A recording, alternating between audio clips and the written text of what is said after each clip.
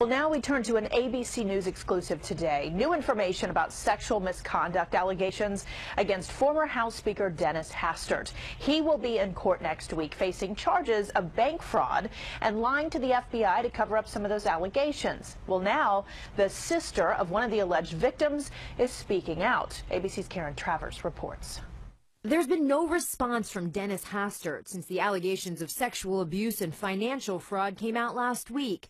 But the sister of one of the former House Speaker's alleged victims is speaking out, exclusively to ABC.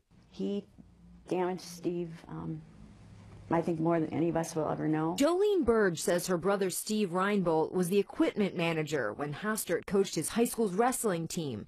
She says her brother told her in 1979 that he was gay. I asked him, Stevie, when was your first same-sex experience? I mean, he just looked at me and said, it was with Dennis Hastert. And I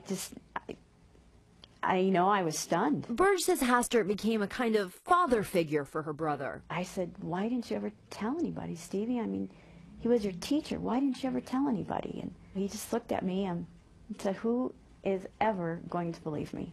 In this town, who is ever going to believe me? Reinbolt died of AIDS in 1995. His sister says Hastert showed up at the funeral, and she confronted him with this message. And I want you to remember that I'm out here. And that I know. Before Jolene Burge spoke out, the reaction in Washington was disbelief. I had no inkling whatsoever. I was as shocked and dismayed by the reports that I read as anyone else around here.